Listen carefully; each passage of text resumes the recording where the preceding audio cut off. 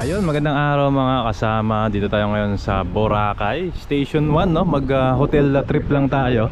Papakita ko sa inyo yung mga hotel, no? Para may idea kayo kung saan banda yung mga hotel, magkano yung price. Mag-indicate na lang po tayo ng price nung time ng upload na ito. At mga kasama, ngayon po ay September 29. Indicate na lang natin sa Agoda price, no? Para may idea kayo kung magkano, tsaka saan yung lokasyon, no? Tulong na din to sa mga kababayan natin. Dito po ay mismo yung dulo ng station man yan, nung mismong cruise. So ito, wala pang resort dito. So lakad tayo. Pakita ko sa inyo ng malapitan itong mga resort dito. So lakad lang tayo ng konti. Ito may resort na nandito. Ito nga pong station nun, medyo mga exclusive, no? Medyo sabihin na natin pricey yung hotel dito. Ito, ang ganda, oh. Tsaka itong part na ito ng Boracay, konti na lang din yung mga tao rito. Yung ka-bulk nandun po sa Station 2. Harlan Beach Villa. Ayan, oh. Ito po yung Harlan Beach Villa, Boracay. Ayan, oh. Nipahat yung kanilang ano. So tignan natin kung meron silang ano sa Agoda. Ayan, oh. Ayan yung Harlan Beach Villa, Boracay. Sila yung unang-unang resort. So ito, walang nakalagay. So lakad tayo ng konti. Ito, Mayumi Villa. Ito, tingin ko ano to, arkilay mo yung buong villa na to. Mayumi Villa. So ito, isang mga kilalang resort na ito rito, yung Dalind. Ito yung Dalind, oh. Ganda ng lugar niya, oh. Ayan, oh. Tapat niya lang.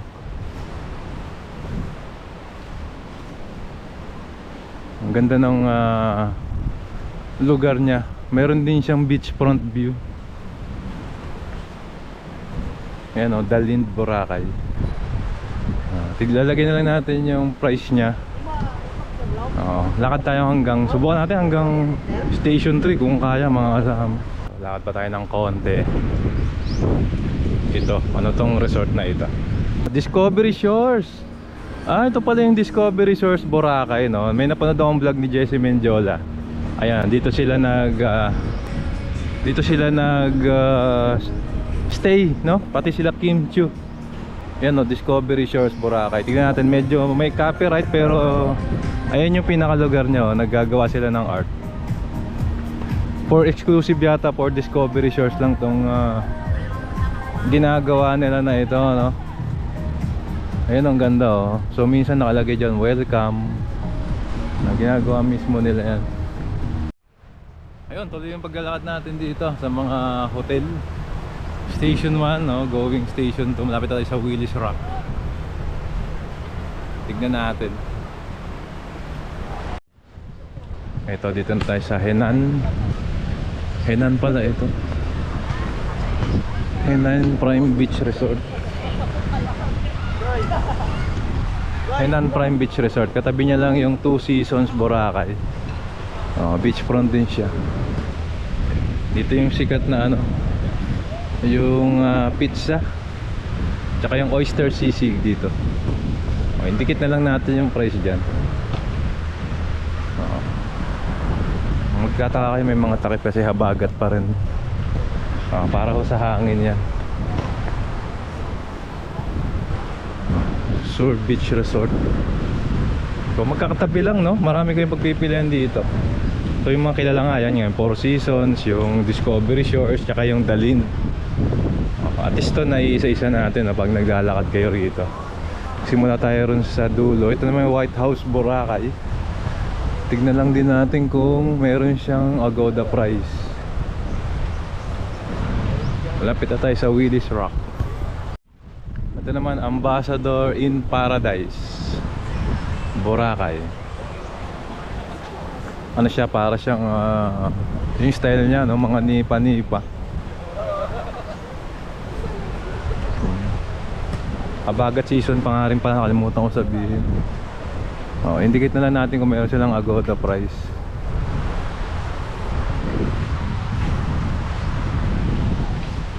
Okay, so ito na, malapit na tayo mismo sa Willis Rock. At pagdating pala rito, yung mga hotel dito sarado, no? Ayun, abandonado nga eh, hindi maganda. So, yun, dun lang sa magagandang lugar sa Station 1, no? Pagdating dito malapit sa Willis Rock, wala na. Karamihan, ano, abandonado. No kayang hotel yan, no? Sayang naman yung lugar. Tipin mo, tapat niya lang yung Willis Rock, siya pa yung sarado. Oo, sana mabuksan ulit ito. So, comment down below na lang kung anong hotel yan. Ito ginagawa. Tapat na tapat lang siya ng Willis Rock. Ayan, oh. Jonas Fruit Shake. Itong part na to, alam ko Station 1 pa rin ito. Ito, hotel din yata ito. O resto. Ay, hindi, hotel din siya. Seaworthy Boutique Hotel. Ayan, oh. Willis Rock din, malapit lang. So makapag-decide na kayo mga malalapit. Ito, ganito yung tsura niya sa harap. Meron na siyang restaurant sa ibaba. Tignan natin kung may Agoda price siya.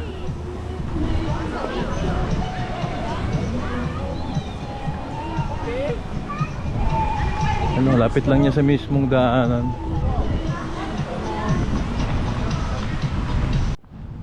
Ayan, so tuloy pa rin tayo. Ito yung Sunnyside Cafe. Hindi yata hotel to, no? Pero sikat lang na kainan. Hindi ko nakikita na most, isa sa mas recommended na mga kainan dito. Lalo na pag breakfast daw, masarap siya. So, Sunnyside Cafe. Lapit lang din siya sa Willis Rock. So, ito yung mga establishment dito. Para na siyang restaurant tapos may hotel accommodation. Ito naman Diamond Water Edge Resort. Ayan, oh. Nasa main road lang din siya. Tapos yung kwarto niya, ayan, oh, may beach view lahat. Tapos parang may pool siya sa taas. Oo. Tingnan natin yung Agoda price niya. Diamond Resto, Filipino and Chinese food. Ayan, oh, may Superman sa harap. So tuloy-tuloy yung ating paglalakad, no? Mahaba rin to, mga kasama. Oo, pero para po sa inyo, no, pakita natin. Ito nakikita nyo dahil habagat pa rin. Yan yung mga, sabi po ng mga lokal, ito daw pong mga halamang dagat na yan. Pag natunaw yan, no, natuyo at natunaw, yan daw po yung nagpapaganda ng buhangin ng Boracay. So naniniwala naman po tayo niya, no.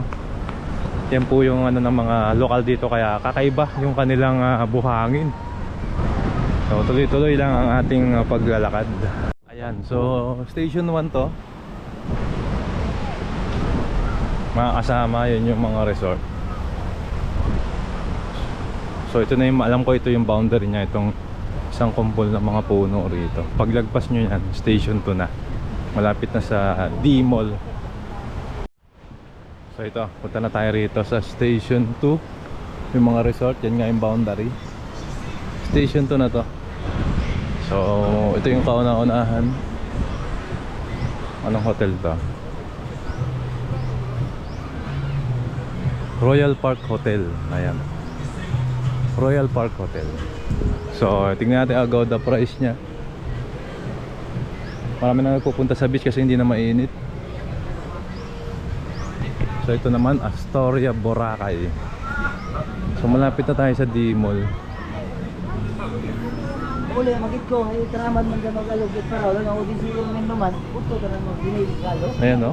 Astoria Boracay. O, tignan natin, malamang sa malamang merong ano yan. Merong Agoda price yan.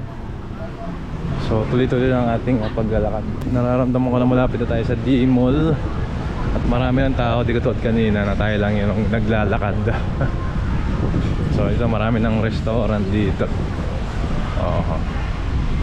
Meron din itong mga hotel. So tignan natin. So ayan, Army Navy.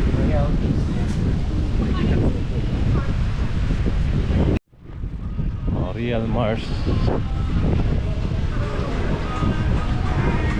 So ito yung isang resort hotel dito. Nakita ko na ito eh. Ano nakalagay na pangalan? La Fiesta Resort. La Fiesta Resort. So tuloy-tuloy yung ating paglalakad. Ayan naman, oh.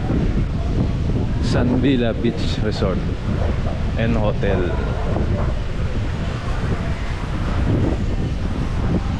Mukhang ginagawa pa siya. So lahat ng madadaanan natin, lagyan natin ng Agoda price.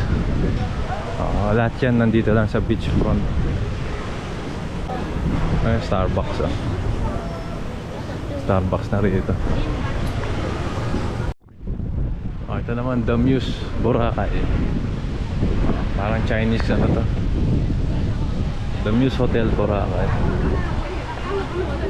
Yung Henan Crystal Sands Resort Boracay, isa sa mga kilalang resort, no? Henan Crystal Sands. Sure ako may Agoda price yan. Ito naman, The District. Titignan natin dyan. Lagay na lang natin. Ito, may Jollibee pala rito. Masukin nga natin to.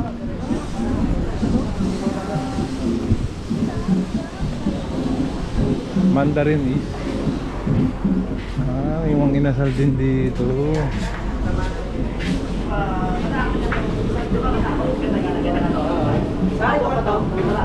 May Chowking din.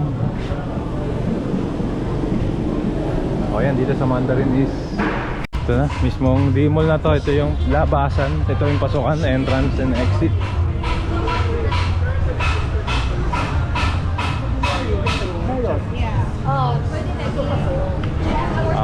Yung Cafe del Sol ginagawa pala. Yan, nasarado yung Cafe del Sol. May temporary location siya. Yan. So ito yung pasukan ng D-Mall.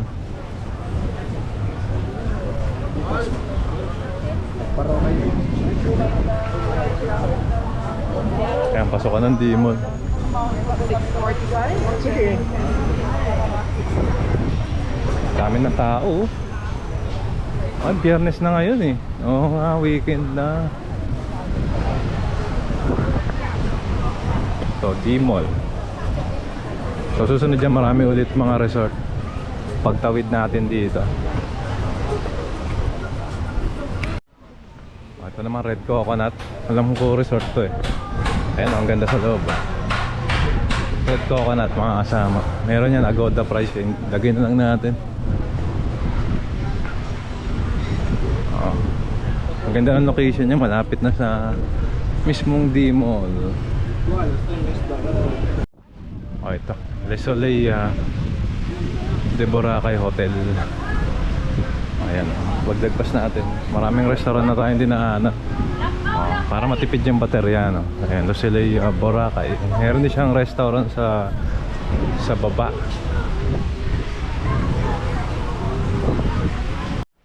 Lishui Beach Resort. Dito yan din. Basta tayo ito, dito yan tayo sa paglalakad. Dami ng tao sa kalsada. Boracay Uptown.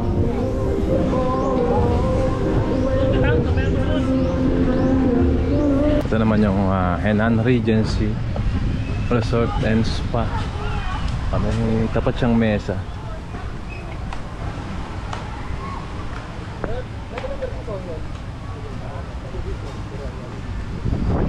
Dito yung mga lugar na ito, dito na yung party goers place na ito, mga kasama tuwing gabi.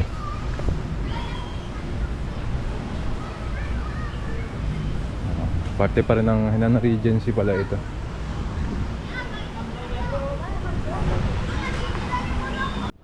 Boracay Mandarin Island. Ang ganda ng lugar na ito.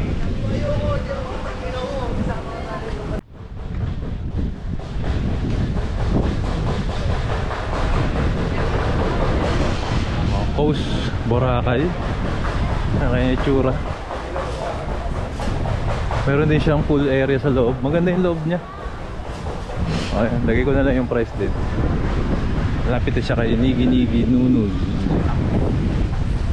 Ayan, Nigi Nunuz. Ano rin siya? Nasa Agoda to, tsaka booking.com. May ano to, mayroon ding hotel.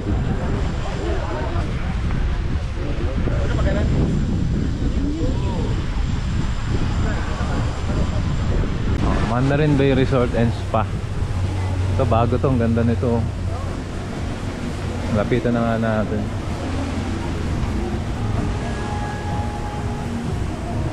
Ang ganda nito mga babayan. Isa sa pinakamagandang hotel yata ngayon dito. Bagong buka.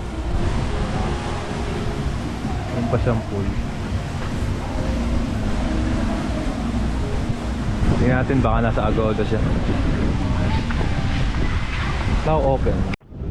So ito, parang papunta na tayo ng Station 3. Ito Calypso Beach and Dive Resort. Alam ko hindi naman kamahalan to. Check nyo na lang ako. Indicate na lang natin pala dito.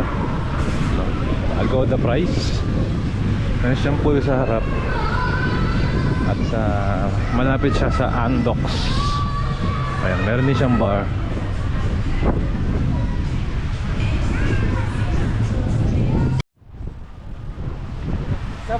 $295. So ito yung La Carmela de Boracay. Ayan, isa sa mga pinakasikat ding hotel dito. Meron din siyang buffet, $295 lang. So ganyan siya.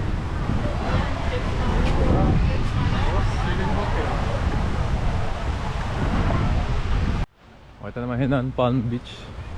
Ito yung yan, open area yung kanilang buffet. So ito yung price. Barbecue nights.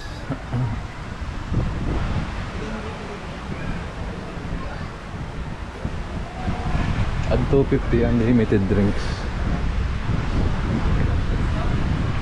Ito sa mga pinakasikat ding resort dito, Astoria Karen, no? Naka-experience na rin po ako mag-check-in dyan, kaya napakagandang hotel. Astoria Karen, Station 3.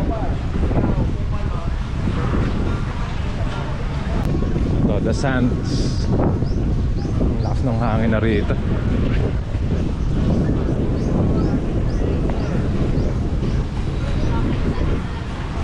La Isla Bonita. Oh, La Isla Bonita naman.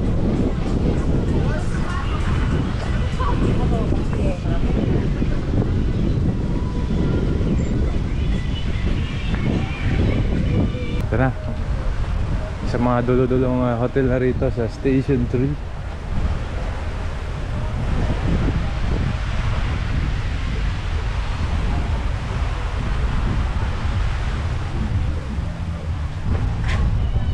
Marzons, Boracay.